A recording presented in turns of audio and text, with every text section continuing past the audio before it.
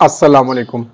मौला मुत्तक़ियान मौला इमाम अली अलैहिस्सलाम नहजुल बलागा की हिकमत 293 में फरमाते हैं, बेवकूफ़ की हमनशीनी इख्तियार न करो, क्योंकि वो तुम्हारे सामने अपने कामों को सजा कर पेश करेगा और ये चाहेगा कि तुम उसी के ऐसे हो जाओ। बेवकूफ़ आदमी की एक फितरत होती है कि वो खुद को बहुत अक्लमंद और बहुत समझदार महसूस करता है। इसी वजह से वो अपने दोस्त को, अपने साथी को, जो उसके इर्द गिर्द होते हैं, उनको ऐसे ऐसे मशवरे देता है, ऐसी राय देता है, ऐसी बातें बताता है और इस अंदाज से बताता है कि ऐसे लगता है कि जैसे बस यूं कदम उठाया और ऐसे ही मंजिल हासिल हो गई।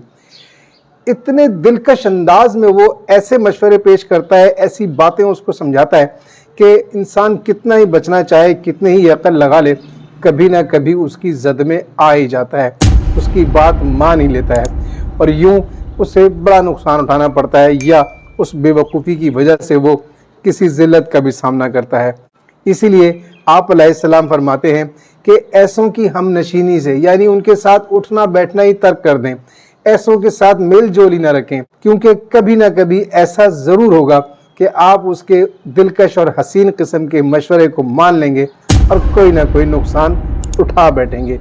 इसलिए बेहतर है कि ऐसों से दूर रहा जाए। शुक्रिया।